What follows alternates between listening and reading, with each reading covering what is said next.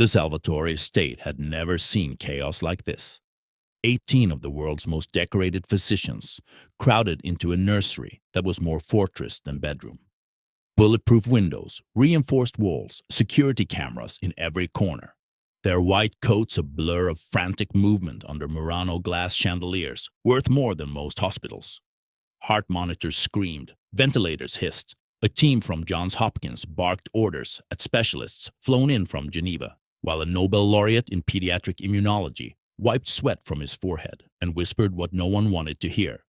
"We're losing him." Baby Dante Salvatore, heir to the most powerful crime family in 3 states, was dying. And $75,000 an hour in medical expertise couldn't tell anyone why. His tiny body had turned the color of ash. Gray lips, gray fingertips, a strange mottled rash creeping across his chest like a death sentence. Every test came back inconclusive. Every treatment failed. And through the service entrance window, pressing his face against bulletproof glass that had been installed to keep threats out, stood Marcus, 14 years old, son of the night shift housekeeper, wearing a coat 3 winters too thin and shoes held together with duct tape and prayer. He'd spent his whole life being invisible on this estate. The boy who walked the edges, who noticed everything, because in a Mafia boss's home, noticing things could save your life, or end it. Right now, he was staring at the imported orchid on the nursery windowsill. The one that had arrived 4 days ago in a hand-blown crystal vase. The one that had left a sticky, yellowish residue on the delivery man's gloves. Gloves that had touched the baby's crib railing during setup. The one that every genius in that room had walked past 25 times without a second glance. Marcus's hands trembled. He knew what it was. His grandmother, who'd healed half of South Kingston with nothing but Caribbean roots and faith, had taught him to recognize those delicate white petals with pink-streaked throats before he could read. Nerium oleander, every part poison. Beautiful killer, angel of death. The doctors were about to cut that baby open, looking for answers inside his body. The answer was sitting in a crystal vase wrapped in silk ribbon, sent by someone who knew exactly what they were doing. If you're enjoying Marcus's story so far, drop a comment and let me know where you're watching from. Whether you're in New York, Lagos, London, or anywhere in between, I love seeing our global family come together. And while you're down there, hit that subscribe button so you don't miss what happens next. Marcus looked at the window, then at the armed guard making rounds, then at his mother's face through the kitchen door, the woman who'd warned him 1,000 times. Stay invisible, stay silent. In the Salvatore house, curiosity kills more than cats. He thought about what would happen if he was wrong. Then he thought about what would happen if he was right and did nothing. Marcus pulled his coat tight, took a breath that might be his last free one, and ran. What would you risk to save a life when the family you're saving could make you disappear without a trace? Marcus had learned to walk without making a sound by the time he was 6 years old. It wasn't a skill anyone had taught him. It was survival. When you lived in the converted garage apartment at the edge of a Mafia boss's estate, an apartment so small it could fit inside the Salvatore family's wine cellar, you learned quickly that your existence was tolerated, not welcomed. You learned to move like smoke, to breathe like a secret, to become so small, so quiet, so utterly forgettable that the dangerous men floating through their marble lives never had to be inconvenienced by the reminder that you were alive. His mother, Isabella, had worked for the Salvatore family for 13 years. She'd started when Marcus was just 1, scrubbing blood out of carpets that the regular cleaning crew was never allowed to see. She'd worked through a miscarriage, through pneumonia that nearly killed her, through the night his father went missing when Marcus was 6, the kind of missing that happens when you ask too many questions about Salvatore business.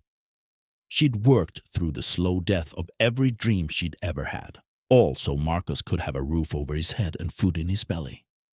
"We are blessed," she would tell him every night, her voice soft with exhaustion and something that might have been faith or might have been fear. "Don Salvatore lets us live here. He pays for your school books. We are blessed, Marcus. Don't ever forget that."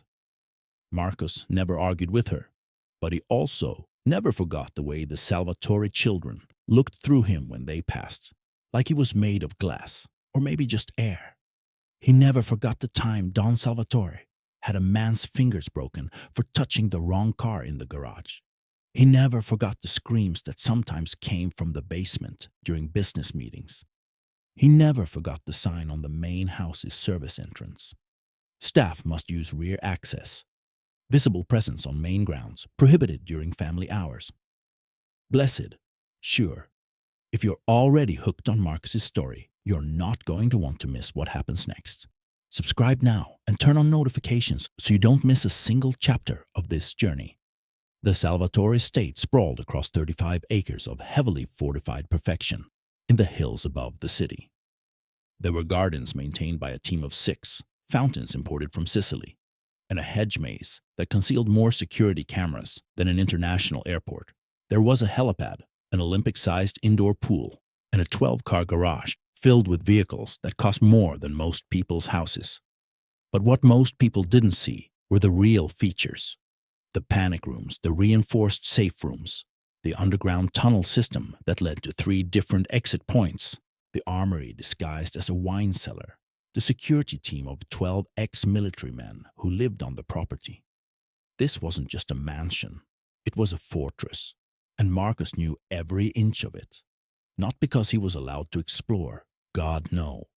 He knew it because he'd spent his entire life watching from the margins, from the tiny window of the garage apartment, from behind the rose bushes when he was supposed to be walking to the bus stop, from the shadows of the service corridor when he snuck in to bring his mother her forgotten lunch. He'd mapped the estate in his mind the way other kids mapped video game levels. He knew which security cameras had blind spots. He knew which doors were left unlocked during the 3 p.m. shift change. He knew that Rocco, the head of security, took exactly one 15-minute smoke break behind the pool house every day at 4:30 p.m.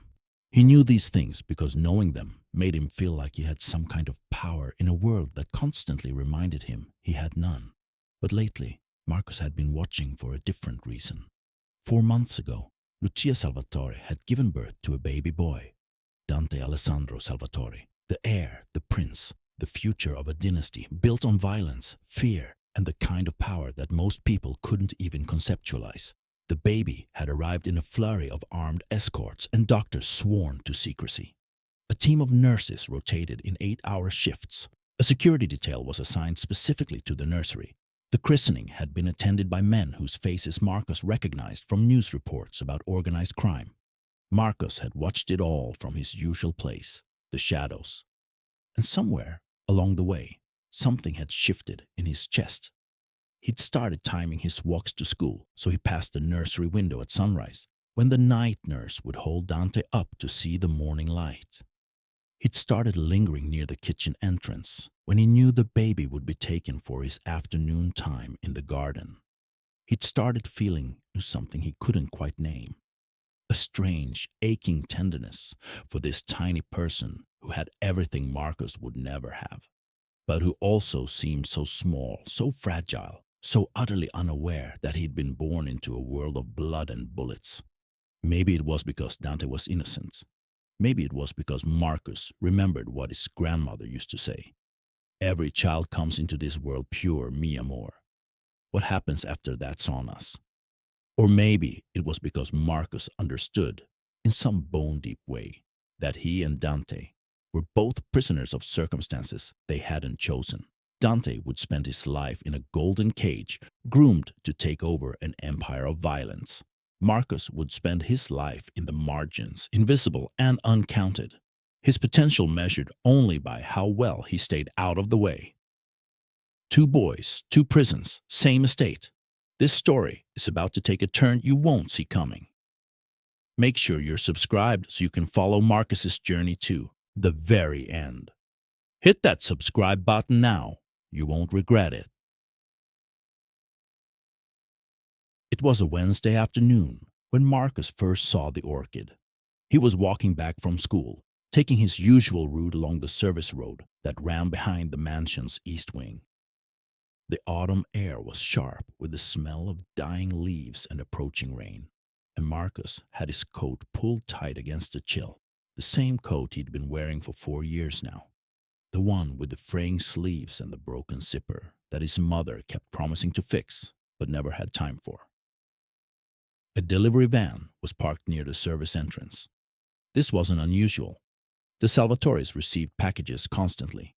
Everything from imported Italian wine to custom suits to organic baby food from exclusive farms in Tuscany. But something about this delivery made Marcos slow his steps. The delivery man was carrying a plant. It was beautiful, Marcus had to admit. About 18 inches tall with the glossy dark green leaves and delicate white flowers, their petals streaked with soft pink like watercolor on silk. The crystal vase it sat in caught the afternoon light and threw rainbow prisms across the cobblestones. Old Giovanni, the head gardener who'd worked for the Salvatore family for 40 years, met the delivery man at the door. Marcus watched from behind the rhododendrons as Giovanni signed for the package, his weathered hands reaching out to steady the vase. And then Marcus saw it. When Giovanni's fingers brushed against the stems, they came away glistening with something. A residue, yellowish and faintly sticky, like tree sap but wrong somehow. Giovanni noticed it too. Marcos saw him frown down at his gloves, rubbing his fingers together with a puzzled expression. But then the delivery man said something, and Giovanni laughed, and the moment passed. He carried the plant inside, presumably toward the nursery where all the gifts for baby Dante were displayed, and Marcos was left standing in the shadows with a strange unease coiling in his stomach. He knew that plant. He couldn't remember from where. Not exactly, but something about those leaves, those flowers, that oily residue. It tugged at a memory buried deep in his mind. His grandmother's voice, maybe, from those summers he'd spent with her in Kingston before she passed, before his mother had brought him to America, desperate for any work she could find. His grandmother had taught him about plants the way other grandmothers taught their grandchildren about baking or knitting. She'd walked him through her garden, pointing out which leaves could heal and which could kill, which flowers were medicine and which were poison dressed in pretty colors. The devil's most beautiful work, she used to say, is always wrapped in something lovely. You have to learn to see past the beauty to the danger underneath. Marcos stood there for a long moment, that unease growing heavier with every breath. He thought about going to find his mother. He thought about knocking on the service entrance and telling someone, anyone, that something about that plant felt wrong. But who would listen to him? He was nobody, the maid's son, the invisible boy. He didn't even exist in the Salvatore world, except as a minor inconvenience to be managed. So Marcus did what he always did. He swallowed his instincts, buried his unease, and walked back to the garage apartment to start his homework. 4 days later, he would realize that decision almost cost a baby his life. What Marcus discovers next will change everything, not just for him, but for the entire Salvatore family. Subscribe now and be the first to find out what happens when the unthinkable becomes the only option. The sirens came at dawn. Marcus was lying in his narrow bed in the garage apartment, halfway between sleep and waking, when he heard them. Distant at first, then growing louder, closer, more urgent. But these weren't police sirens. Police didn't come to the Salvatore estate unless they were on the payroll or had been specifically invited. These were ambulances, multiple ambulances. He went to the window and watched as 3 emergency vehicles came screaming up the private drive, followed by a convoy of black SUVs and 2 helicopters that descended onto the lawn like mechanical birds of prey. His mother burst through the door minutes later, her face pale and her hands shaking, still pulling on her uniform. "Something's wrong with the baby," she gasped, already reaching for her keys. "Something's terribly wrong. They're calling in doctors from everywhere, specialists, experts.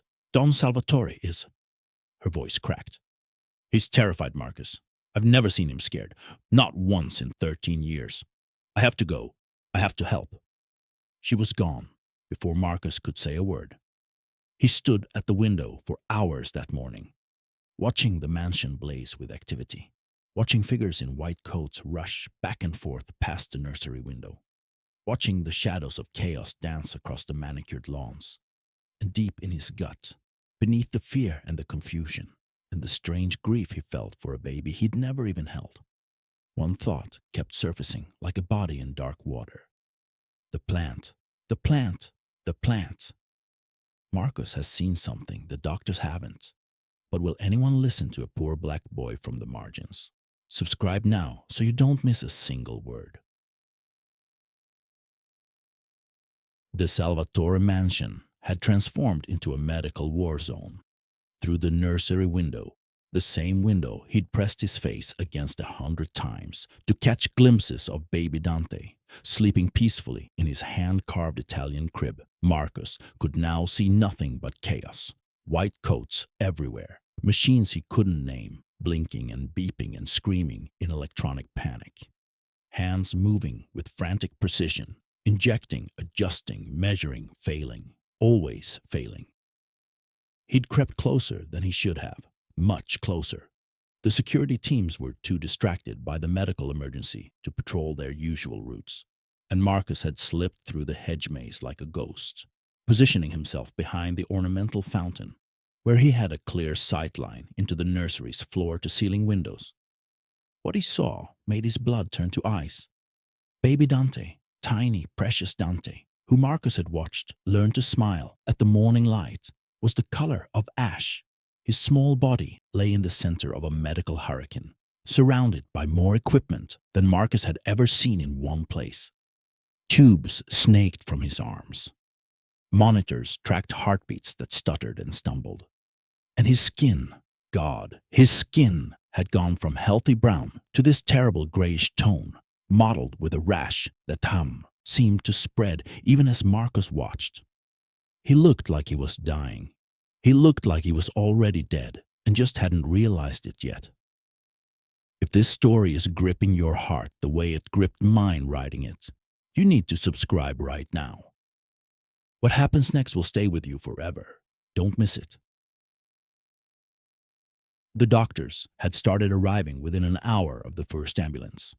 Marcus had counted them as they came. Black cars and helicopters depositing an army of medical royalty onto the Salvatore lawn. He'd heard his mother whispering their names to another staff member in terrified reverence as she rushed past the fountain. Dr. Heinrich Voss from the Geneva Institute of Pediatric Medicine.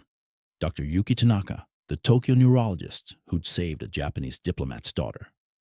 Dr. Michael Sterling from Johns Hopkins, whose waiting list was 3 years long and whose consultation fee was rumored to be $75,000. Dr. Amara Okonkwo, the Nigerian-British immunologist who'd been nominated for a Nobel Prize. 18 of them. 18 of the greatest medical minds on the planet, each one carrying degrees from institutions Marcus could never hope to attend. Each one armed with knowledge that had taken decades and millions of dollars to acquire. 18 experts, and not a single answer. Marcus could see them through the window, arguing now. Dr. Voss was gesturing emphatically at a chart, while Dr. Sterling shook his head.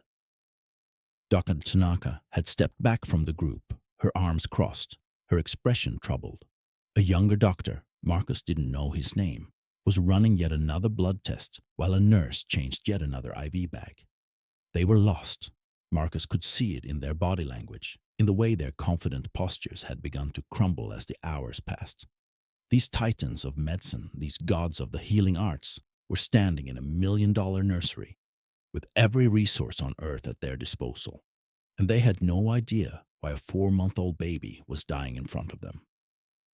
Don Salvatore stood in the corner of the room. Marcus had seen the man from a distance many times, at family gatherings, during business meetings in the garden, getting into his armored Mercedes. He'd always seemed larger than life, untouchable, powerful in a way that made the air around him feel heavy. But the man standing in that nursery corner looked broken. The crime boss who commanded an empire built on fear, who'd allegedly ordered executions without blinking, who moved through the world like he owned it, which in many ways he did, was clutching his wife's hand, with white-knuckle desperation. Lucia Salvatore hadn't stopped crying for hours. Her designer dress was wrinkled, her perfect makeup destroyed, her composure shattered into a million pieces on the Italian marble floor. Their baby was dying, and all their power couldn't save him. All their money couldn't save him. All their connections to the most dangerous men in the country couldn't save him. This is the I Baumei moment. Everything changes, but you'll only see it if you're subscribed. Hit that button now. Marcus is about to do something that will shock everyone, including himself. Marcus watched the doctors cycle through their theories like his grandmother used to cycle through her rosary beads. Desperate, repetitive, hoping something would work. Bacterial infection. They pumped Dante full of antibiotics that did nothing. Viral inflammation. They tried antivirals that made no difference. Autoimmune response. They administered immunosuppressants that didn't suppress anything. Genetic disorder. They ran tests that came back inconclusive. Allergic reaction. They shot him with epinephrine that might as well have been water. Each theory emerged with confidence and collapsed in confusion.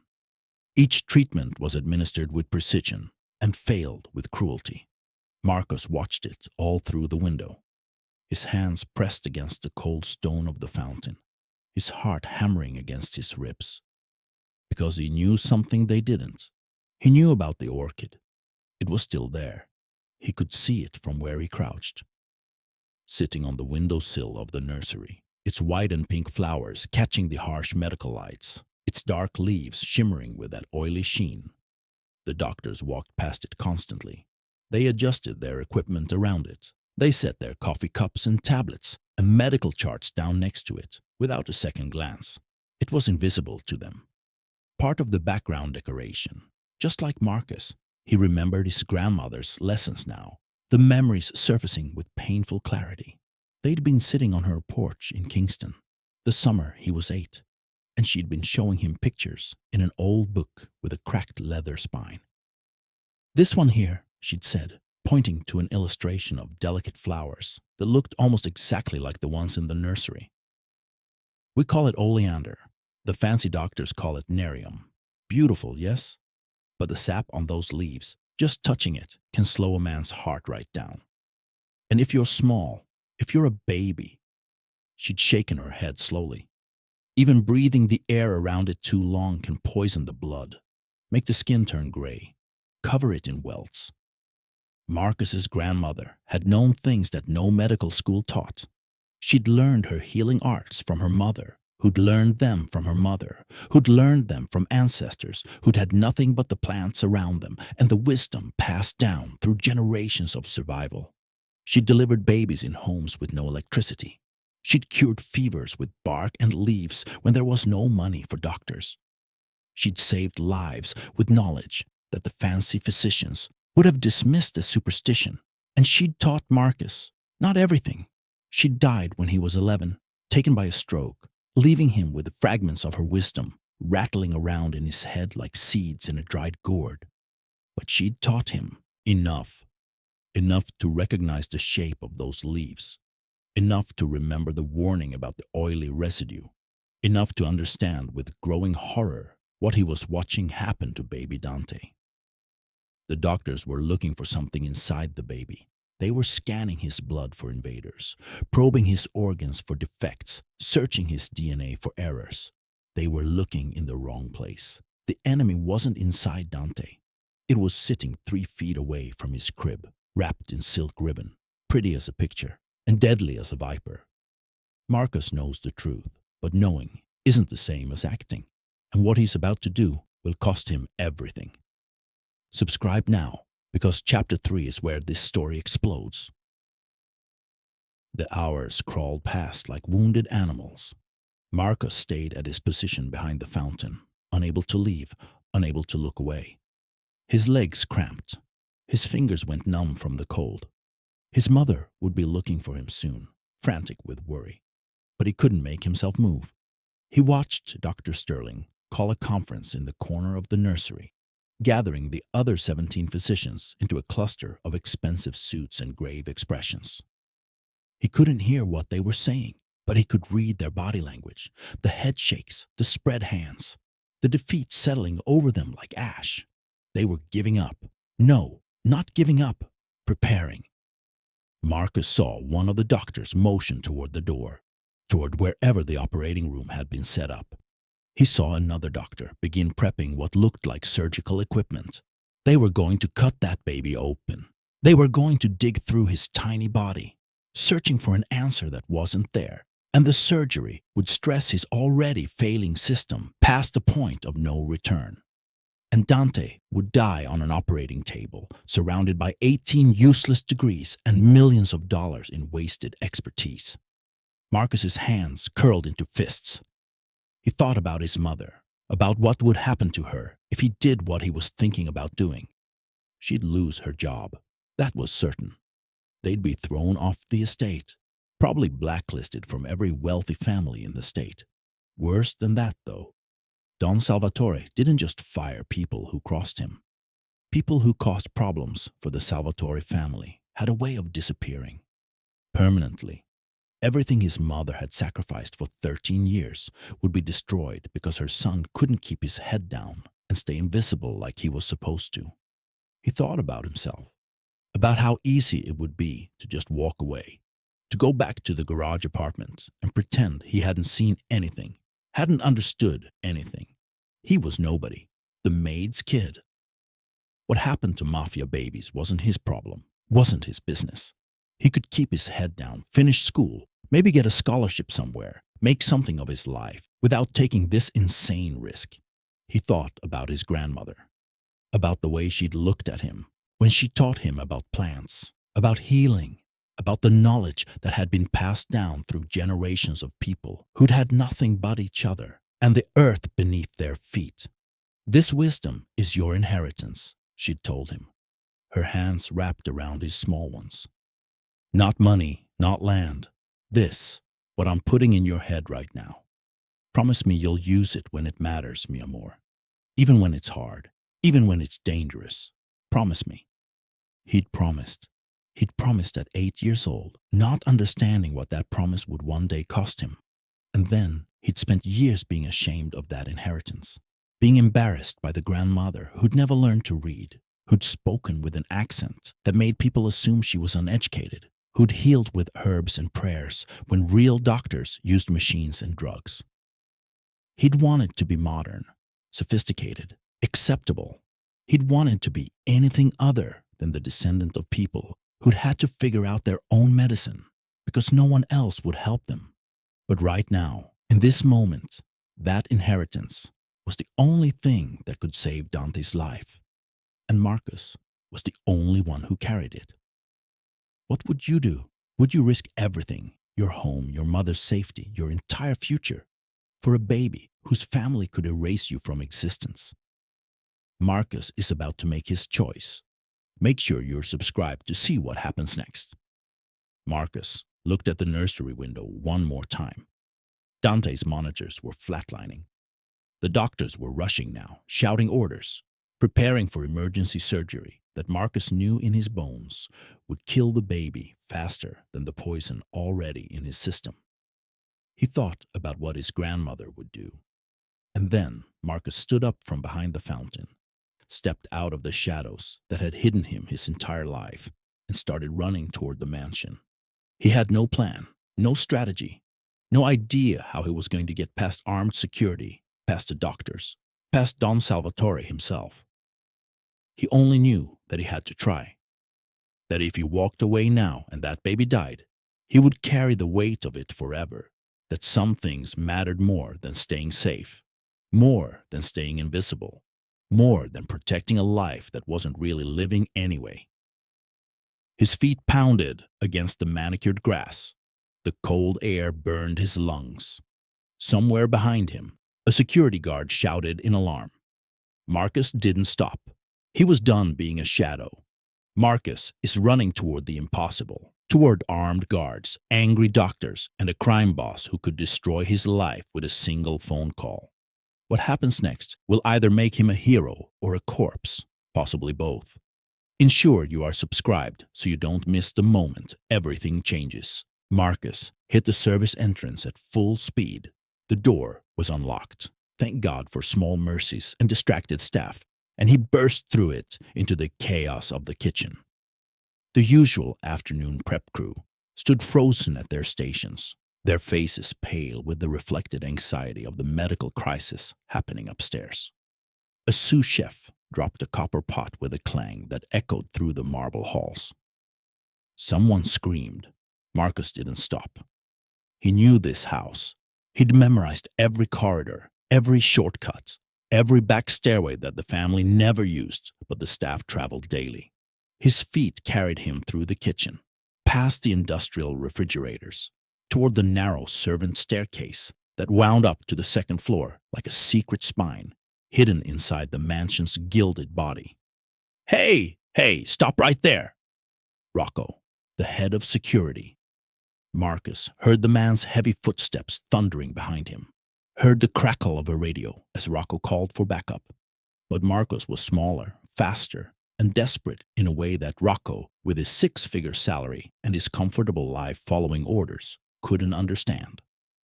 He took the stairs 3 at a time, his worn shoes slipping on the polished wood, his hand gripping the railing so hard his knuckles screamed. Second floor. East wing. The nursery was at the end of the hall, past the family portraits and the antique vases and the silk wallpaper that cost more per square foot than his mother made in a month. 2 more guards appeared at the top of the stairs. Marcus's heart seized. They were big, both of them, with shoulders like refrigerators and expressions that said they'd done worse things than tackle a 14-year-old kid. They spread out, blocking the hallway, arms extended like they were herding cattle. "Son, you need to stop right now," one of them said, his voice carrying that false calm that adults used when they were about to do something violent. "You're trespassing on private property. Whatever's going on, we can talk about it, but you need to." Marcus feinted left. The guard bit. He lunged in that direction, his massive body committed to the movement. And Marcus spun right, ducking under the second guard's grasping arms with a move he'd learned dodging bullies in the school hallway. He felt fingers brush his coat, that old worn coat with the broken zipper, and then he was past them, sprinting down the corridor toward the nursery door. Behind him, cursing, footsteps, radios crackling with urgent commands. Marcus is fighting for his life and Dante's, but the hardest part hasn't even started yet. If you're not subscribed, you're about to miss the most intense moment of this entire story. Subscribe now. The nursery door was closed. Marcus could hear voices on the other side. Urgent, overlapping medical jargon he didn't understand, mixed with the steady electronic wail of machines losing their battle. He didn't knock. He didn't hesitate. He grabbed the handle and threw the door open with enough force to send it crashing against the wall. 18 heads turned toward him. 18 faces registered shock, then confusion, then outrage. The room smelled like antiseptic and fear, and something else, something sweet and faintly rotten that Marcus recognized immediately. The orchid, its poison was in the air itself, had been slowly saturating the nursery for days. What the hell? Security! Security! Who is this kid? Get him out of here! The voices crashed over him like waves, but Marcus's eyes were fixed on one thing only, the crib in the center of the room, surrounded by machines and monitors and men in white coats who'd already started to turn back to their work, dismissing him as a minor disruption to be handled by others. Dante lay in that crib, his tiny chest barely moving. His skin had gone from gray to almost blue, like a winter sky right before a storm. The rash had spread across his entire torso now, an angry constellation of raised welts that the doctors had biopsied and tested and analyzed without understanding. He was dying. Minutes now, maybe less. Don Salvatore stepped forward.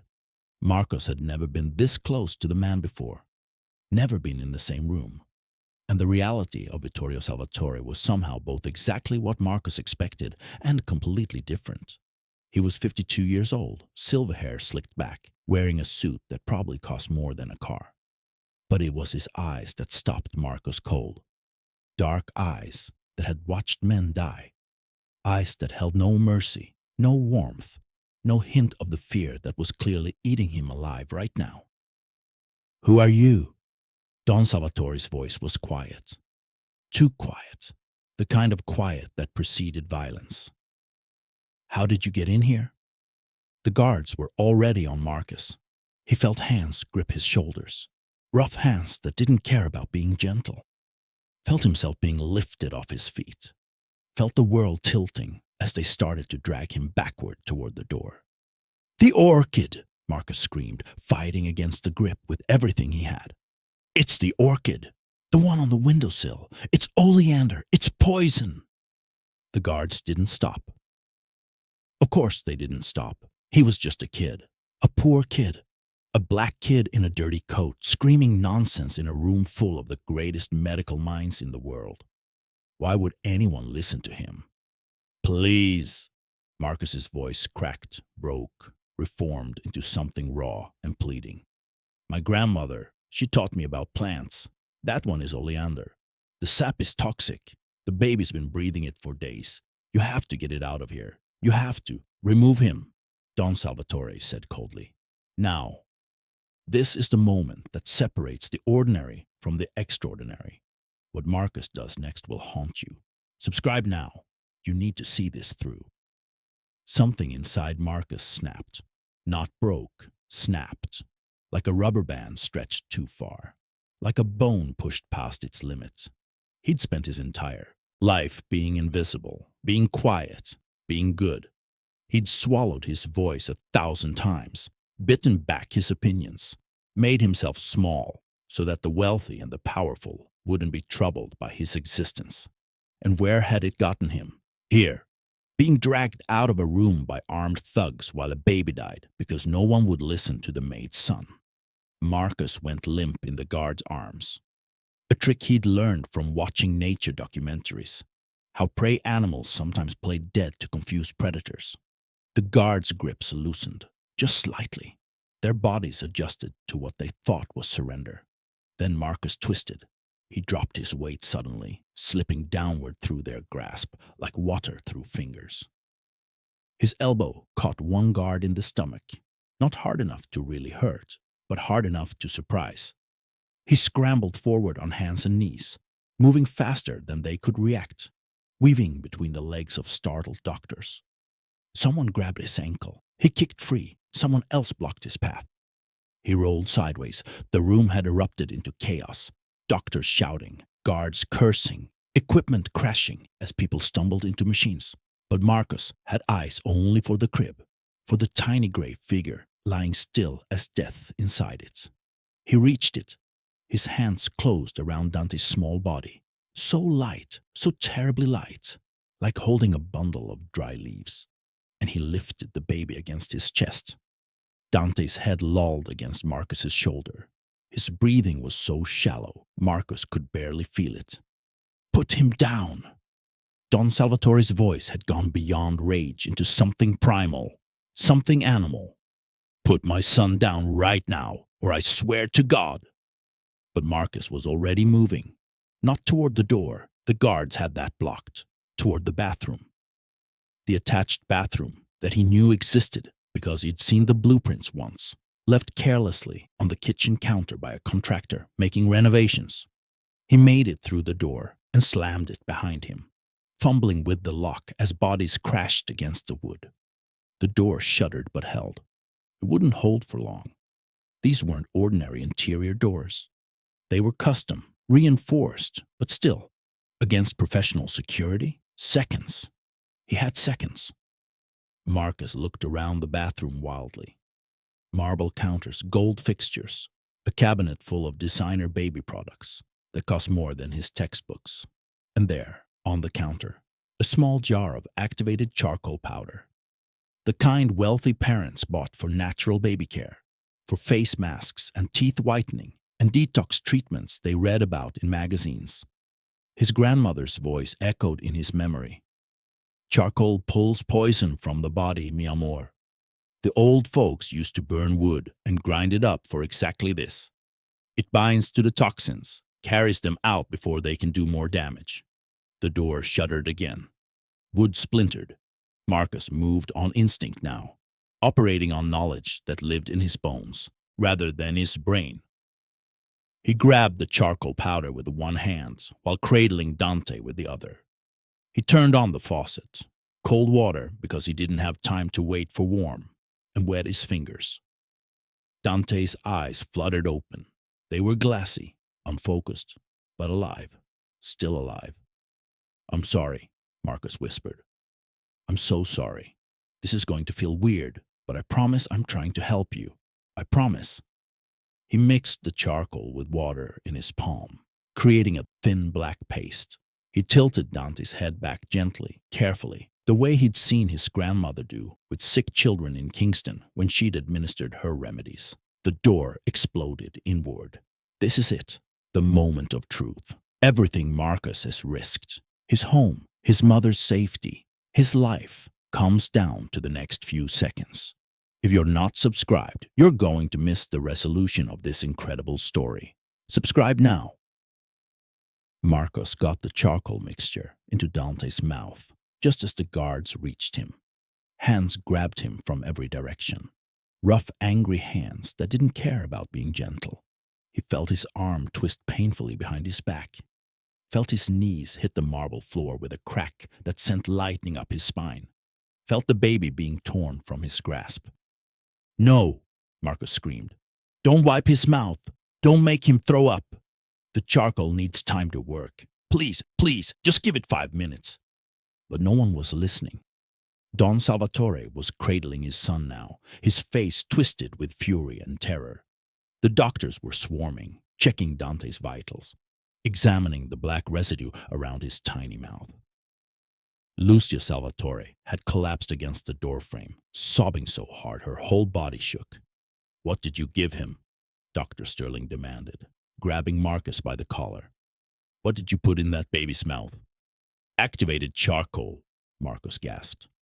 The guard's knee was on his back now, pressing him into the cold marble floor, making it hard to breathe. "Just charcoal. It's not dangerous. It absorbs toxins. My grandmother used to." "Your grandmother?" Dr. Sterling's voice dripped with contempt. "You assaulted a critically ill infant based on your grandmother's advice." "The plant," Marcus said desperately, each word a struggle against the weight on his spine. "Please, just test the plant. The orchid on the nursery windowsill. It's oleander. The sap is cardiac glycoside. It's been poisoning him for days through skin contact and inhalation. The charcoal will help bind what's already in his system. But you have to get that plant out of here, or he'll keep getting worse. Please, I'm begging you, just test the plant." No one moved, and then, his colors changing. It was Dr. Tanaka, the neurologist from Tokyo. She was standing closest to Don Salvatore, closest to Dante, and her voice carried that particular quality of scientific observation that cut through the chaos like a knife. "What?" Don Salvatore looked down at his son. "His color," Dr. Tanaka repeated slowly, her eyes wide. He's pinking up." Silence fell over the bathroom like a held breath. Marcus couldn't see Dante from his position on the floor, but he could see the faces of the doctors. He watched shock replace skepticism, watched confusion replace contempt, watched 18 world-renowned physicians realize that something impossible was happening. "That's not possible," Dr. Sterling said flatly. "Activated charcoal can't work that fast. There's no mechanism by which—" His heart rhythm is stabilizing. Dr. Tanaka had pulled out a portable monitor, was pressing it to Dante's tiny chest. Sinus rhythm normalizing, blood pressure coming up. The arrhythmia is resolving. "The rash," Lucia Salvatore whispered. "Oh my God, look at the rash." Marcus couldn't see, but he heard the gasps that told him everything he needed to know. The angry welts were fading. The poison that had been strangling Dante's system was being bound, neutralized, pulled away by the simple black powder that Marcus's grandmother had kept in her kitchen cabinet, next to the flour and the sugar. "Get off him." Don Salvatore's voice was quiet. Too quiet. The guard's knee pressed harder into Marcus's back. I said, "Get off him." The pressure on Marcus's spine released. He stayed where he was for a moment, afraid to move, afraid to hope. Then slowly, painfully, he pushed himself up to his knees. Don Salvatore was staring at him. Dante was staring at him too, the baby's eyes clear now, focused, tracking Marcus's face with something that might have been recognition. "The plant," Marcus said one more time, his voice barely above a whisper. "Please, just test the plant." Dr. Sterling walked out of the bathroom. 2 minutes later, Marcus heard him shout from the nursery, "Get a contamination team in here now. Everyone who touched that plant needs to scrub their hands immediately, and someone call the poison center. I need everything they have on nerium oleander toxicity in infants." Marcus closed his eyes. It was over. One way or another, it was over. Dante was going to live, and Marcus had no idea what was going to happen to him next. Marcus saved the baby, but now comes the aftermath and the questions that could destroy everything.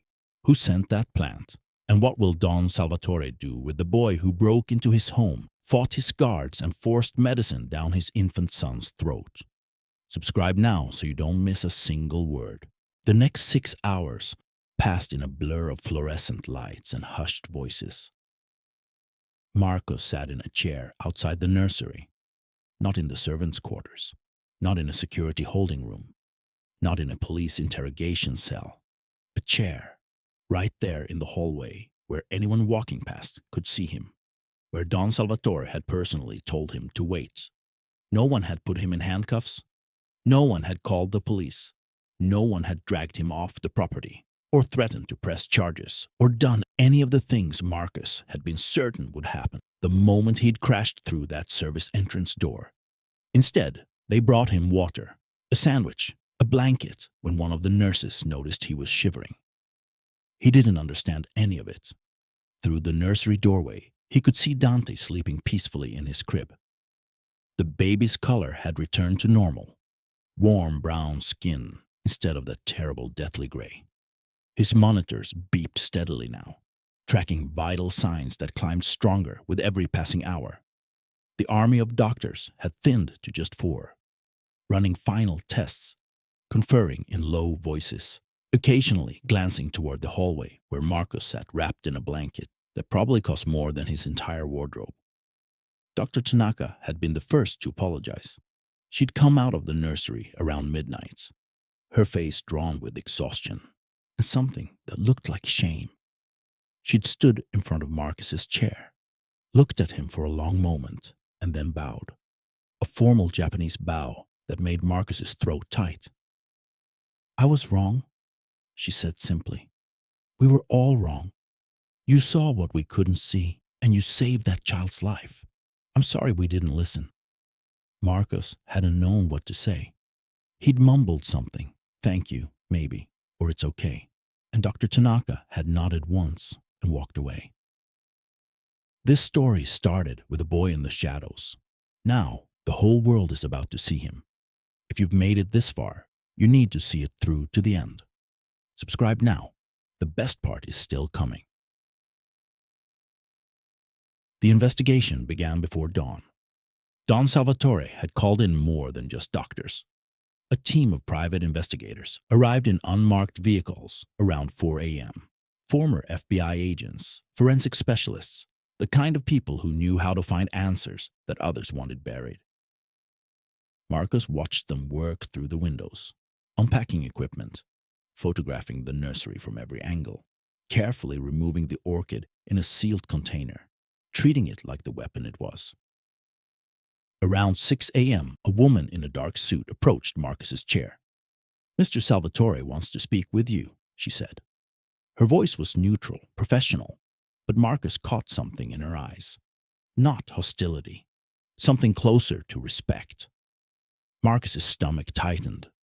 This was it, the moment when the gratitude would end and reality would begin. The moment when Don Salvatore would remember that Marcus was still a trespasser, still a nobody, still the maid's son who'd broken into his home, and put unauthorized hands on his infant child. "Yes, ma'am," Marcus said, because what else could he say? She led him down the corridor, past the family portraits Marcus had sprinted past hours earlier, past the servant staircase where he'd dodged the guards, past 100 small reminders of the invisible barriers he'd spent his whole life never crossing. Don Salvatore was waiting in his study. Marcus had never been inside this room. He'd glimpsed it through doorways, seen the floor-to-ceiling bookshelves, the massive desk, the windows that overlooked the gardens where his mother sometimes worked. But standing here now, surrounded by more wealth and power than his entire family would ever comprehend, he felt smaller than he'd ever felt before. "Sit down, Marcus." It was the first time Don Salvatore had ever said his name. Marcus sat. Don Salvatore looked like a man who'd aged 10 years in a single night. His suit was wrinkled, his silver hair disheveled, his eyes bloodshot with exhaustion, and something deeper, something that looked like the shattering of everything he believed about his own power. He was holding a folder in his hands, thick with papers, and his fingers trembled slightly as he turned the pages. "The orchid," Don Salvatore began slowly, "was a gift. It arrived 4 days ago with a card congratulating my wife and me on Dante's 4th month. The card was signed by someone I trusted." He paused, and Marcus saw his jaw tighten with barely contained rage.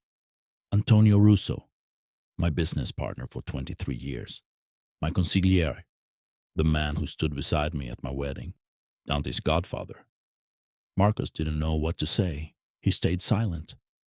"I trusted him with everything," Don Salvatore continued, his voice cracking. "My business, my family, my son. And he—" the words seemed to choke him. "He wanted Dante dead. The truth behind the poison gift is more devastating than anyone imagined. But there's more to come. So much more. Subscribe now to see justice served." The investigation had moved faster than Marcus expected. The forensic team had found traces of oleander sap on the delivery florist's gloves. Gloves stored in the van, preserved by accident. They'd found residue on the nursery windowsill, on the curtains, on the mobile that hung above Dante's crib. The plant had been shedding its poison steadily for 4 days, saturating the room with invisible death. But that wasn't all they'd found. The florist shop that had sent the orchid didn't exist. The address on the card led to an abandoned warehouse in Newark. The phone number was disconnected, but the investigators were good at their job. They traced the purchase through 3 shell companies, 2 offshore accounts, and a private greenhouse in Connecticut that specialized in rare and exotic plants, including toxic varieties. The greenhouse owner remembered the buyer. Italian guy, 50s, expensive suit, paid cash, said it was for a special occasion.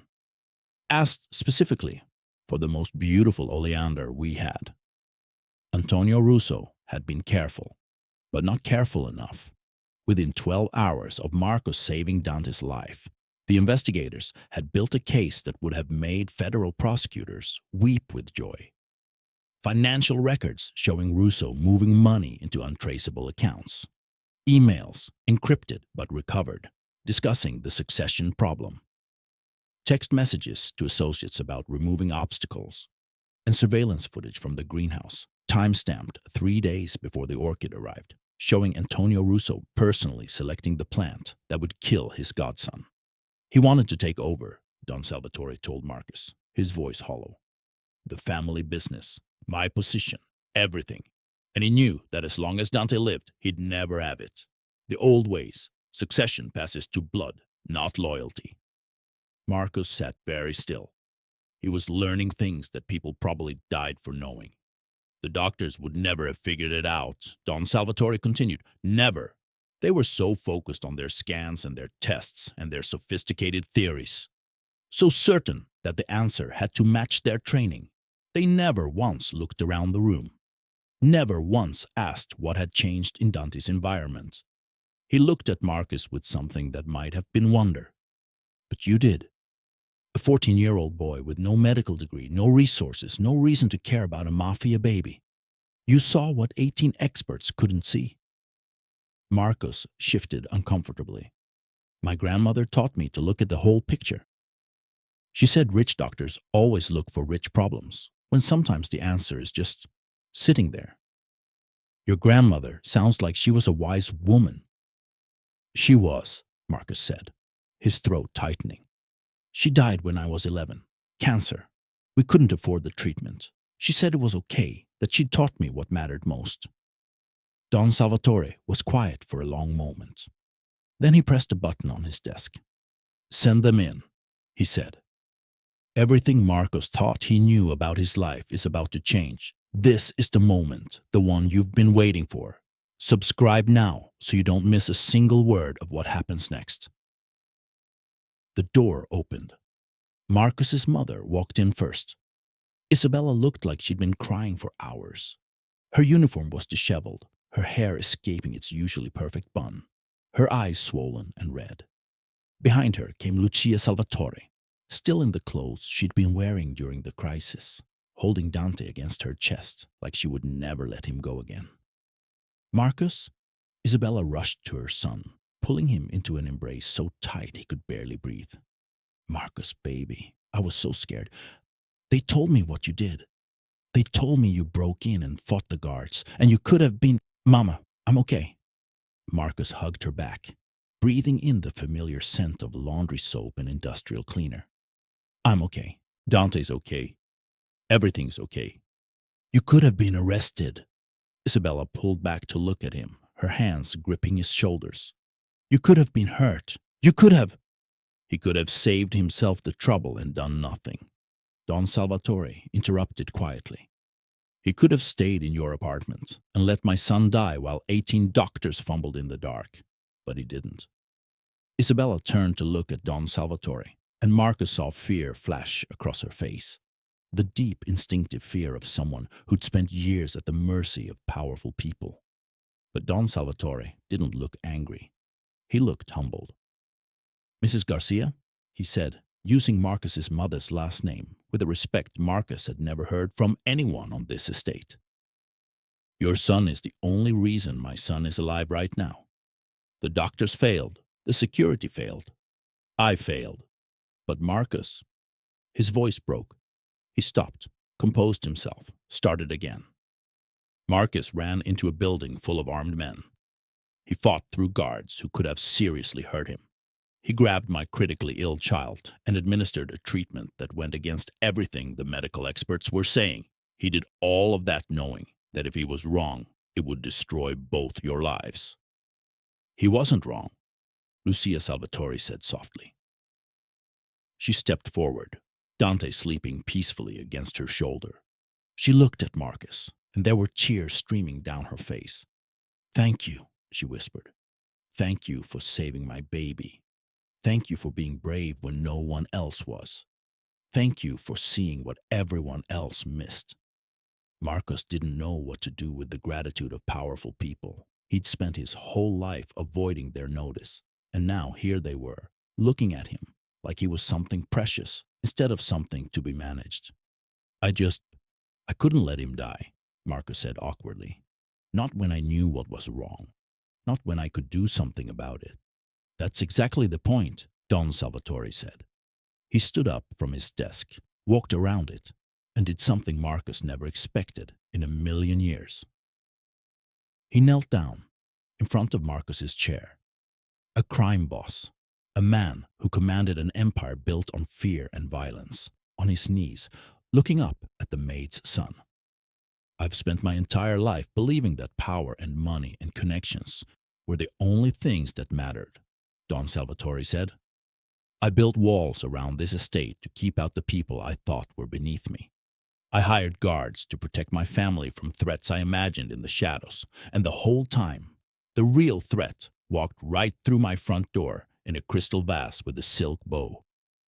He reached out and took Marcus's hand, and the only person who could see it was the boy I'd trained my staff to ignore, the boy I'd made invisible. His voice cracked. I was wrong about so many things, Marcus. And I don't know how to make that right, but I'm going to try. The boy in the shadows is about to step into the light permanently, but his story isn't over yet. Subscribe now to see how Marcus's act of courage changes everything forever. Antonio Russo was arrested the next morning. Marcus didn't watch it happen. He was sleeping in a real bedroom that the Salvatores had prepared for him, exhausted beyond measure. But his mother told him about it later. The FBI had been building a case against Russo for years. Money laundering, racketeering, conspiracy, but they'd never had enough to make charges stick. Russo was careful, insulated, protected by layers of lawyers and plausible deniability. But attempted murder of an infant, that was different. The evidence was overwhelming. The financial trail, the surveillance footage, the testimony of the greenhouse owner, the forensic analysis of the plant itself. Even Russo's expensive lawyers couldn't spin this one away. "He'll die in prison," Don Salvatore told Marcus during one of their daily conversations. The crime boss had taken to seeking Marcus out, asking him questions about plants and healing, and the grandmother who'd taught him things that medical schools didn't know. The charges are attempted murder of a child, even in maximum security, even with protective custody. There are some things that inmates don't forgive. Marcus nodded. He should have felt satisfaction, maybe, or vindication, but mostly he just felt tired. Tired and grateful and overwhelmed by how much his life had changed in less than 48 hours. "What happens now?" Marcus asked. "To the estate, I mean. To everything." Don Salvatore smiled, a tired smile, but a real one. "Now," he said, "we tear down some walls. What Don Salvatore does next will shock you." Chapter 5 reveals the transformation, not just of Marcus's life, but of the entire estate. Subscribe now. You won't believe what's coming. Over the following 3 weeks, Marcus watched as the Salvatore estate transformed. It started with the physical barriers. Don Salvatore ordered the 12-foot perimeter walls reduced to 6 feet. The razor wire came down. The guard towers were dismantled. The signs that said private property, no trespassing, armed response, were replaced with simple plaques that read Salvatore Estate, established 1952. Fear built these walls. Don Salvatore explained to Marcus as they walked the grounds together one afternoon. Fear of enemies, fear of the law, fear of anyone getting close enough to see who we really are, but fear. He shook his head. Fear makes you blind. It made me blind to the real threat sitting 3 feet from my son's crib. The changes weren't just cosmetic. Don Salvatore announced that the estate's west wing, 6,000 square feet of unused guest rooms and storage, would be converted into something else, something that made the society pages explode with speculation and the local community buzz with disbelief. A community health center. Free medical care. Don Salvatore told the press conference that Marcus watched from the garden, his mother standing beside him in shock. For anyone who needs it. No insurance required, no questions asked. Staffed by real doctors, yes, but also by practitioners of traditional medicine. Herbalists, healers, people who carry knowledge that medical schools don't teach. He paused, and his eyes found Marcus in the crowd. It's going to be called the Carmen Garcia Wellness Center, named after the woman who taught her grandson the knowledge that saved my son's life. Carmen had been Marcus's grandmother's name. Marcus's vision blurred. His grandmother's name on a building, a real building where real people would receive real help, where her knowledge, the knowledge she'd learned from her mother, who'd learned from her mother, stretching back through generations of Caribbean healers, would be honored instead of dismissed. Isabella was crying beside him. Not the scared tears he'd seen so many times before. Tears of worry about rent and job security and whether they'd make it through another month. These were different. These were the tears of someone who just realized that their sacrifices had been worth something. If this story has touched your heart, subscribe and share it. The transformation is just beginning, and you need to see where it goes. But Don Salvatore wasn't finished. "There's one more thing," he said into the microphones, and the crowd quieted. "My family has operated in the shadows for 3 generations. We've built our power on fear, on violence, on the kind of business that I won't insult your intelligence by pretending is legitimate." The reporters leaned forward. This was not the kind of confession a mafia boss made publicly. "I can't undo the past," Don Salvatore continued. "I can't bring back the people who've been hurt by my family's actions. I can't erase decades of choices I'm not proud of, but I can change what happens next." He looked directly at the cameras. "I'm stepping back. Not from my family, never from my family, but from the business. The legitimate operations will continue under new management with full transparency and federal oversight. The rest," he took a deep breath, "the rest ends with me.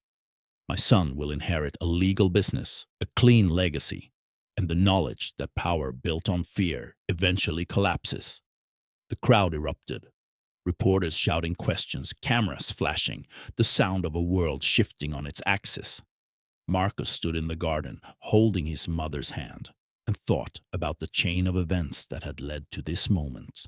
A plant, a grandmother's wisdom, a desperate run through a mansion, a moment of courage that had changed everything. "He means it," Isabella whispered. "Santo Dios, he actually means it." Marcus believed her. He'd seen the change in Don Salvatore's eyes over the past 3 weeks. The man who'd knelt in front of a 14-year-old boy and admitted he was wrong. That man was capable of transformation. Don Salvatore's announcement sends shockwaves through the criminal underworld. But for Marcus, an even bigger change is coming. Subscribe now so you don't miss what happens next. That evening, Don Salvatore called Marcus and Isabella to his study. They walked together through corridors that no longer felt forbidden. Staff members smiled at them now. Real smiles, not the careful blank expressions of people pretending not to see. The estate felt different, lighter somehow, as if the weight of decades of secrets had been lifted. Don Salvatore was waiting with Luci and baby Dante. The baby had fully recovered, thriving now, his laughter filling rooms that had known too much silence. "Sit, please." Don Salvatore gestured to the chairs across from his desk. "Both of you." When they were seated, he opened a folder. "Isabella, you've worked for my family for 13 years. You've been loyal, discreet, and you've sacrificed more than I ever acknowledged. I'm offering you a position as the Director of Community Outreach for the Wellness Center. It comes with a salary that reflects the actual value of your work, full benefits, and a seat on the center's board." Isabella's hand flew to her mouth. "Don Salvatore, I don't have the education for something like that. I'm just a—" "You're the mother of the boy who saved my son," Don Salvatore interrupted gently. "You're a woman who's navigated 2 worlds with grace and dignity. You know this community better than any consultant I could hire. And if you need additional training, we'll provide it. The position is yours if you want it." "I want it," Isabella said, her voice shaking. "Yes, thank you. I want it." Don Salvatore nodded, then turned to Marcus. "And you? What do you want, Marcus? What do you dream about?" No one had ever asked Marcus that question before. Not like this. Not like his answer actually mattered. "I want to learn," Marcus said slowly. "Everything my grandmother didn't get the chance to teach me. About plants, about healing, about the traditional medicine that saved Dante when modern medicine couldn't. But I also want to understand the modern medicine. I want to be able to bridge both worlds." Don Salvatore smiled. "Then that's what you'll do." He slid a document across the desk. "Full scholarship to any university in the world. Your choice. Pre-med, botany, pharmacology, traditional medicine programs, whatever path you want to take. All expenses paid, including housing, books, and a monthly stipend. And during summers, you'll apprentice at the wellness center, working with both the doctors and the traditional healers we're bringing in." Marcus stared at the document, his eyes blurring. I can't." "You can," Don Salvatore said firmly. You saved my son's life, Marcus. This is the smallest payment I can offer for a debt I'll never be able to fully repay. There's one more thing, Lucia added softly. She was holding Dante, who was reaching his chubby hands toward Marcus with a gurgling laugh. We'd like you to be Dante's godfather. The room went completely silent. We know it's unusual, Lucia continued. We know the tradition is to choose someone from within the family, or at least someone from our world. But Dante's first godfather tried to kill him, and the boy who saved his life, the boy who risked everything when he had every reason to look away. That's the kind of person we want guiding our son. Marcus couldn't speak, couldn't process what he was hearing. Godfather. To a baby he'd held while covered in activated charcoal, whose life had been slipping away in his arms. You don't have to answer now, Don Salvatore said. Think about it, but know that you're not just a maid's son anymore, Marcus. You're family, if you want to be. Family, the word hung in the air like a promise. Marcus has gone from invisible to irreplaceable, but his transformation isn't complete. Chapter 6 reveals the new legacy he'll build. Subscribe now to see it unfold. The weeks turned into months. Marcus watched the wellness center take shape, watched his mother grow into her role as director with a confidence he'd never seen in her before. She hired staff, developed programs, reached out to the community that had always existed in the shadow of the Salvatore estate. And people came. They came for prenatal care and diabetes management. They came for the herbalist who knew which plants could ease arthritis pain. They came for the acupuncturist and the massage therapist and the counselor who spoke Spanish and Creole and didn't judge. They came because someone had finally built a place where Western medicine and traditional wisdom could coexist, where you could get antibiotics and willow bark tea, where doctors in white coats worked alongside healers who'd learned their craft from their grandmothers. Marcus spent his afternoons there, learning from everyone. He shadowed Dr. Chen, the pediatrician, who taught him about infant development. He worked with Mama Luce, the Haitian herbalist, who showed him which roots could reduce fever. He studied with Dr. Patel, who explained how pharmaceutical drugs were often just synthetic versions of plant compounds. His grandmother would have loved it. You're building bridges, Dr. Chen told him one day as they organized the clinic's medicine cabinet, half filled with prescription bottles, half filled with carefully labeled jars of dried herbs. Between old and new, between tradition and innovation. That's rare, Marcus, and valuable. Marcus thought about that as he walked home that evening. Home, not the garage apartment anymore. Don Salvatore had built them a house on the property, a real house with 3 bedrooms and a kitchen where his mother sang while she cooked, and a front porch where Marcus could sit and study. He was studying a lot these days.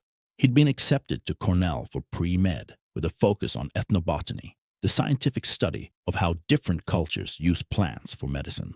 He'd start in the fall. But first, there was one more thing he needed to do. One more transformation that would complete the journey from invisible boy to healer, from shadow to light. The christening took place on a Sunday in May. Not in the private chapel on the Salvatore estate, where the first doomed christening had been held with Antonio Russo as godfather. Don Salvatore had that chapel sealed, the space converted into a meditation room for the wellness center. Instead, they held the ceremony at St. Anthony's, the small Catholic church in the neighborhood where Isabella had prayed every Sunday for 13 years, sitting in the back pew where the help was supposed to sit, asking God to keep her son safe and fed and invisible. The church was packed.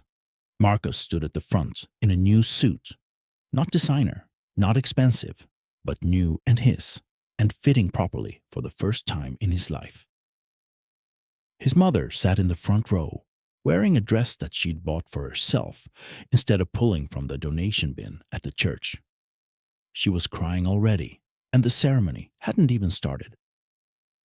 Lucia Salvatore stood beside Marcus, holding Dante, who was dressed in a traditional white christening gown that had been in the Salvatore family for 4 generations. The same gown that had been worn during the first christening. when poison was already taking root in the nursery. Don Salvatore stood on Marcus's other side, and when their eyes met, the crime boss, the man who was systematically dismantling his illegal empire, cooperating with federal investigators, trying to build something clean from the ruins of something dirty, nodded with something that looked like pride. "We are gathered here today," Father Miguel began, his voice carrying through the church, "to welcome Dante Alessandro Salvatore into the community of faith and to witness the commitment of his godfather, Marcos Garcia, to guide and protect this child." Marcos looked down at Dante. The baby was awake, his dark eyes tracking the colored light streaming through the stained glass windows. He looked healthy, perfect, alive. 4 months ago, Marcos had held this child while he was dying, had felt his labored breathing against his chest, had whispered prayers in Spanish that his grandmother had taught him, prayers for healing and mercy and second chances. Now, Dante was gurgling happily, reaching for Marcus's finger with his tiny hand. "Marcus," Father Miguel said, "do you accept the responsibility of being godfather to this child? Do you promise to support him in his faith, to guide him with wisdom, and to be a positive influence in his life?" "I do," Marcus said, and his voice didn't shake. "This is the moment that makes everything real. The invisible boy is now responsible for protecting the heir to a transformed empire. If you're not subscribed, you're missing the most powerful part of this story. Subscribe now." The reception was held at the Wellness Center, not in some expensive restaurant or private club, but in the community space that Don Salvatore had built from the ruins of his family's fortress. The same building where Marcus's grandmother's name was etched in stone above the entrance. The guest list was unusual. There were society people, yes, the legitimate businessmen and women who'd always orbited the Salvatore family, but there were also neighbors from the surrounding communities, patients from the wellness center, staff members who'd worked at the estate for decades, the herbalists and healers, and traditional practitioners who'd been invited to work alongside the doctors. Mama Luz, the Haitian healer, brought a blessing she'd written on parchment paper. Dr. Chen brought a children's book about science and plants. Old Giovanni, the gardener who'd unknowingly delivered the poison orchid, brought seeds from his personal collection, flowers that would bloom in Dante's honor. And standing in the corner, watching it all with something that looked like wonder, was Don Salvatore's lawyer, the one handling his cooperation agreement with the FBI, the one managing the transition of legitimate businesses away from criminal operations. "This is historic," the lawyer had told Marcus earlier. "What your godfather is doing. Walking away from organized crime isn't something that happens. People don't just transform like this." But Marcus knew better. People transformed all the time. It just took the right catalyst. Sometimes the catalyst was a dying baby and a desperate boy and a grandmother's wisdom, passed down through generations of people who'd had to figure out their own healing because no one else would help them. "Speech! Speech!" The crowd was chanting now, looking at Marcus. He hadn't prepared anything, hadn't expected to speak. But when Don Salvatore nodded encouragingly, and his mother smiled through her tears, and Lucia lifted Dante up so the baby could see him, Marcus found himself walking to the microphone. Marcus's speech will bring the house down. His words will echo through this community for years. Don't miss it. Subscribe now. "My grandmother's name was Carmen Garcia," Marcus began, and the room quieted. "She was born in Kingston, Jamaica, in a house with a dirt floor and no running water. She never learned to read past the 4th grade level. She never went to college. She never got a degree or a certificate or any of the credentials that the world tells us we need to matter." He looked around the room, at the faces watching him. But she saved more lives than most doctors ever will. She delivered babies when there was no money for hospitals. She treated fevers with herbs when there was no money for medicine. She sat with dying people and held their hands and gave them dignity when they had nothing else left. His voice grew stronger. She knew things about plants, about healing, about the human body that she learned from her mother, who learned from her mother, who learned from generations of people who had to figure out their own medicine because no one else would help them. That knowledge was passed down like a precious treasure, not written in books, not taught in schools, just remembered, just shared, just kept alive through the voices of grandmothers to grandchildren. Marcos saw Mama Luz nodding, saw Dr. Chen wipe her eyes, saw his mother covering her mouth with both hands. For a long time, I was ashamed of that inheritance. I wanted to be modern, sophisticated. I wanted to forget where I came from, because I thought it made me less than. I thought the only knowledge that mattered was the kind you got from expensive schools and fancy degrees. He shook his head. I was wrong.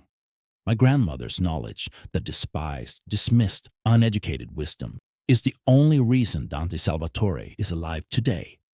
While 18 doctors with degrees from the best universities in the world searched for answers, my grandmother's voice in my head told me exactly what was wrong and exactly how to fix it. The room was completely silent now. This wellness center is built on a simple idea that all knowledge matters. That the grandmother teaching her grandchild about healing herbs in a small house in Jamaica is just as valuable as the professor teaching medical students in a university. That we need both. That we're stronger when we stop fighting about which kind of knowledge is real and start learning from each other. Marcus looked at Dante, who was watching him with those serious dark eyes. Dante will grow up in a different world than the one his father knew. He'll grow up knowing that power isn't about fear or violence or making yourself bigger by making others smaller. He'll grow up knowing that the people we dismiss, the people we make invisible, often carry the wisdom we need most. He turned to Don Salvatore, and I promise, as his godfather, as someone who once lived in the shadows of this estate, I promise that Dante will learn to see everyone, that he'll never look through people like they're made of glass, that he'll honor knowledge wherever he finds it, whether it comes wrapped in a white coat or a head wrap, whether it's taught in a lecture hall or on a grandmother's porch. The applause started somewhere in the back and rolled forward like thunder. Marcus stepped away from the microphone, overwhelmed, and found himself immediately surrounded. People wanting to shake his hand to thank him, to tell him their own stories about grandmothers and traditional medicine and knowledge that had been passed down through generations. He saw Dr. Chen and Mama Luz standing together, comparing notes on fever treatments. He saw Don Salvatore holding Dante, whispering something to his son. And when the crime boss looked up and caught Marcus's eye, he mouthed 2 words, "Thank you." Marcus's speech changes the conversation about traditional medicine forever, but there's one final revelation coming. 1 year later, Marcus stood on the porch of Cornell University's Botanical Research Building, his backpack heavy with textbooks that bridged 2 worlds, advanced pharmacognosy and traditional Caribbean healing practices, organic chemistry, and ethnobotanical field methods. He'd just finished his first year of pre-med, and he was heading home for the summer.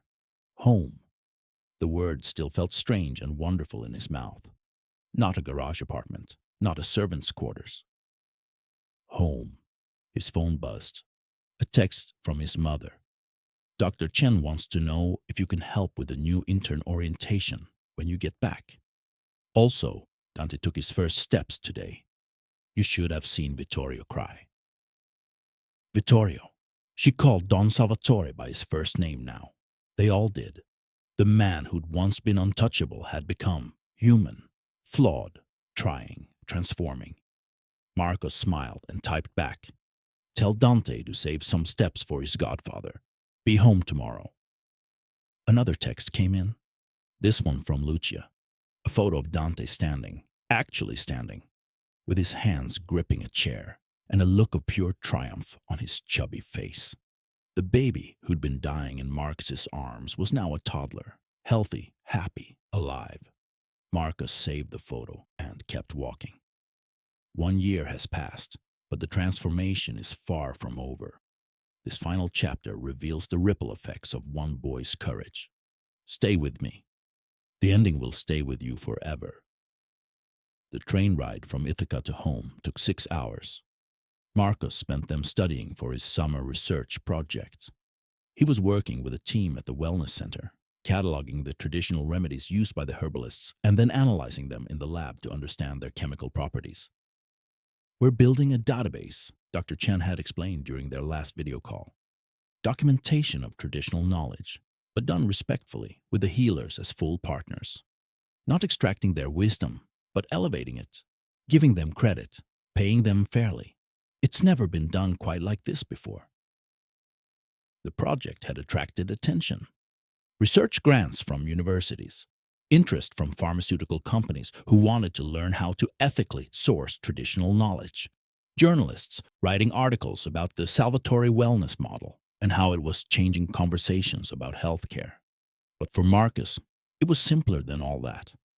It was his grandmother's voice finally being heard. He thought about her often during his studies, thought about how she would have loved to see her knowledge being documented, respected, taught, how she would have laughed to see her grandson in a university lab coat running chemical analysis on the same plants she'd used to treat neighbors in Kingston. "You're honoring her," his mother had told him during one of their weekly phone calls. "Every time you bridge those two worlds, every time you refuse to choose between traditional and modern, you're honoring everything she taught you." Marcus hoped that was true. The train pulled into the station just before sunset. His mother was waiting on the platform, and the sight of her still made Marcus's throat tight. Isabella Garcia looked like a different person than the exhausted housekeeper who'd scrubbed floors and swallowed her dreams. She stood straight now, confident. She wore professional clothes and carried a tablet and had a team of people who called her Director Garcia with respect in their voices. "Me, hijo." She pulled him into a hug that smelled like the vanilla perfume she'd finally allowed herself to buy. "You're too thin. They're not feeding you enough at that school." "Mama, I'm fine. I'm actually gaining weight from all the dining hall food." She clearly didn't believe him. "Well, I made a roast con pollo for dinner, and Vittorio wants you to come by the house tomorrow." Something about Dante asking for his macus every 5 minutes. Marcus laughed. He'd become Dante's favorite person, which simultaneously delighted and terrified him. The responsibility of being godfather to a toddler who was learning to talk and walk and get into everything felt enormous. But he wouldn't trade it for anything. Marcus's homecoming is just the beginning. The wellness center has become something bigger than anyone imagined. Keep reading. You need to see what they've built. The wellness center had grown. When Marcus arrived the next morning, he barely recognized it. The original West Wing had been expanded. 2 new buildings had been constructed. The gardens had tripled in size, filled with medicinal plants from dozens of traditions. Caribbean herbs growing beside Chinese medicinal mushrooms. Native American healing plants beside African roots. "Welcome back." Dr. Chen met him at the entrance, her arms full of folders. Behind her, Marcus could see the waiting room, packed with patients of every age and background. "We're seeing about 300 people a day now," Dr. Chen explained as they walked. "The internists handle routine care, the specialists deal with complex cases, and the traditional practitioners work alongside everyone. We're getting incredible results with integrated treatment plans." She showed him the numbers. Diabetes management success rates that exceeded national averages. Chronic pain reduction without opioids. Mental health outcomes that made other clinics jealous. "It's because we're treating the whole person," Dr. Chen continued. "Not just the symptoms. The Western doctors bring diagnostic tools and pharmaceutical options. The traditional healers bring understanding of lifestyle, diet, mental-emotional factors, environmental influences. Together," she shook her head in wonder, "together, we're creating something that works better than either approach alone." They passed Mama Luce's consultation room, where the Haitian healer was examining a patient's tongue and pulse while simultaneously reviewing lab results on a computer screen. Traditional diagnosis meeting modern testing. They passed the physical therapy wing, where a therapist trained in Western rehabilitation was consulting with a practitioner of traditional Chinese medicine about a patient's treatment plan. They passed the community room, where a nutritionist was teaching a cooking class using both Western nutritional science and traditional food wisdom from various cultures. "This is incredible," Marcus breathed. "This is your legacy," Dr. Chen corrected. "Yours and your grandmother's. You showed us it was possible." The Wellness Center has become a model for the entire country. But Marcus's impact doesn't stop there. Keep reading.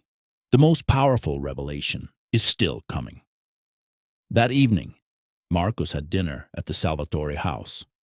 It wasn't the mansion anymore, not in the way it had been. Don Salvatore had converted half of it into office space for the legitimate businesses he was running. The other half was home, but it felt different now, warmer, more lived in, less like a fortress and more like a place where people actually lived. "Marcus! Marcus!" Dante came toddling toward him at full speed, his little arms outstretched. Marcus scooped him up, and the toddler immediately grabbed his face with sticky hands. "He's been asking for you all day," Lucia said, smiling. "Ever since we told him you were coming home." "Did you take your first steps?" Marcus asked Dante. "Did you show off without waiting for your godfather?" "Step, step," Dante announced proudly, then squirmed to get down so he could demonstrate.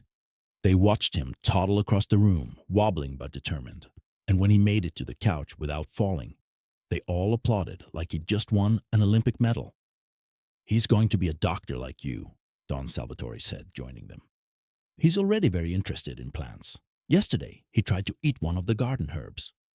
"That was mint," Lucia clarified. "He seemed to enjoy it." They all laughed, and the sound was so normal, so domestic, that Marcus had to remind himself where he was. In the home of a man who'd once been one of the most feared crime bosses in the region. But Vittorio Salvatore wasn't that man anymore. The transformation hadn't been easy or quick. It had taken months of cooperation with federal investigators, months of dismantling criminal operations and paying restitution and testifying against former associates who'd refused to walk away from the life. There had been threats, attempts at retaliation, nights when extra security had been necessary. But Salvatore had held firm. "My son will inherit something clean," he told Marcus once, "even if it cost me everything." Don Salvatore's transformation inspired others to leave the criminal world. But the most unexpected change is about to be revealed. Stay with me. This is important. Over dinner, Don Salvatore told Marcus about the foundation. "We're calling it the Carmen Garcia Foundation for Traditional Medicine," he explained, passing Marcus a folder full of documents. "It's funded by the proceeds from my legitimate businesses. The mission is to identify traditional healers around the world, people like your grandmother, and provide them with resources, documentation assistance, legal protection for their knowledge, and platforms to teach." Marcus opened the folder and saw the scope of it. Grants to indigenous communities, partnerships with universities, legal frameworks to prevent biopiracy, the theft of traditional knowledge by pharmaceutical companies. "We're starting in the Caribbean," Lucia added. "Jamaica, Haiti, Trinidad, the Dominican Republic.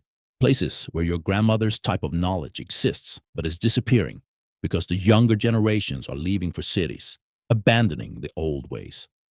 We want to preserve it," Don Salvatore said. "But more than that, we want to elevate it, to show the world that traditional healers aren't relics of the past. They're partners in creating the future of medicine." Marcus couldn't speak, couldn't process the scale of what they were describing. "We want you to be the director," Lucia said gently. "Eventually, after you finish your education. But we'd like you to be involved now, during the summers, helping us design the programs. You understand both worlds, Marcus. You know the science and you honor the tradition. That's rare. You don't have to decide tonight," Don Salvatore added. "But think about it. Think about what your grandmother would say." Marcus knew exactly what his grandmother would say. She would say, "Use your inheritance, mi amor. Use it when it matters. And this mattered. This mattered more than anything. The Carmen Garcia Foundation will change thousands of lives. But there's one more revelation. One more ripple effect from that desperate run through a mansion. Keep reading. We're almost there. Later that night, after Dante had been put to bed and the dinner dishes had been cleared, Don Salvatore asked Marcus to take a walk with him. They walked through the gardens, past the medicinal plants that were now labeled with both their scientific names and their traditional names in various languages, past the fountain where Marcus had crouched a year ago, watching doctors fail while he held the answer in his grandmother's wisdom. "I need to tell you something," Don Salvatore said quietly. "Something I haven't told anyone else except Lucia." They sat on a bench overlooking the hedge maze. "When Dante was dying, when I was standing in that nursery, watching him slip away, I prayed," Don Salvatore continued. "For the first time in 30 years, I actually prayed. And I made a promise to God. I said, if my son lives, I will change. I will be better. I will use my power for something other than fear and violence." He looked at Marcus. "I didn't know how Dante would survive. I didn't know about you or your grandmother or the oleander. I just knew that if he lived, I had to become a different person. And then you came crashing through that door, fighting my guards, screaming about a plant. A poor black kid that I'd spent 13 years training my staff to ignore." His voice broke. "You saved my son's life, but you also saved mine. Because if Dante had died, I would have destroyed everyone and everything in my grief. Russo, the doctors, anyone I could blame. I would have become the monster I've spent my whole life pretending not to be." Don Salvatore wiped his eyes. "Instead, I got to watch a 14-year-old boy demonstrate more courage than I'd shown in 50 years. I got to see wisdom triumph over ignorance, humble knowledge defeat expensive expertise. I got to witness a miracle born from your grandmother's hands and your brave heart." He stood and looked out over the estate. "This place, these programs, the foundation, the wellness center, none of it erases what I was. But it's what I'm becoming. And that change started the moment you ran through my service entrance and refused to let my son die." Marcus stood beside him, and they both looked at the lights of the wellness center glowing in the darkness. "Thank you," Don Salvatore said simply, "for being the kind of person who runs toward danger when you could have walked away. For honoring your grandmother's wisdom when the world told you to be ashamed of it. For showing us all that power isn't about control or fear. It's about knowing when to kneel. The final revelation will leave you speechless. One more section. Stay with me. This is the ending you've been waiting for." 3 months later, Marcus received a letter. It came to his dorm at Cornell, forwarded from the wellness center. The return address was from a small village in Jamaica. Inside was a photograph. It showed a group of women, old women, young women, women of all ages, standing in front of a small building. The sign above the door read, "Carmen Garcia Community Health Center, Traditional Healing and Modern Medicine." With the photo was a letter, written in careful handwriting. "Dear Marcus, you don't know me, but I knew your grandmother. We grew up together in Kingston. She taught me about plants before she left for America, before life took us in different directions. When I heard about what you did, how you saved that baby with our grandmother's knowledge, I cried for 3 days. Our knowledge has been dismissed for so long. Doctors call it superstition. Young people abandon it for modern ways. I thought it would die with my generation. But then I heard about the Wellness Center, about the Carmen Garcia Foundation, about a young man who refused to choose between old wisdom and new science. We built this health center because of you, because you showed us it was possible. We have 2 doctors and 3 traditional healers working together. We're treating people who've never had real health care before. We're documenting our plant knowledge before it's lost forever. Your grandmother would be so proud of you. She always said her knowledge was meant to heal, meant to be shared, meant to save lives. You proved her right. Thank you for honoring our grandmothers. Thank you for showing the world that our wisdom matters. With gratitude and respect, Adiola Martinez. Marcos read the letter 3 times, tears streaming down his face.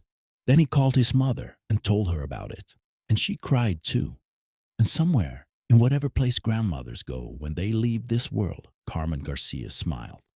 This is how legacies are built, not with money or power, but with courage and wisdom and the willingness to honor those who came before us.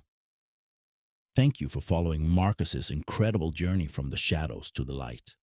If this story moved you, inspired you, or made you think differently about whose voices deserve to be heard, please subscribe to this channel and share this video with someone who needs to hear this message today.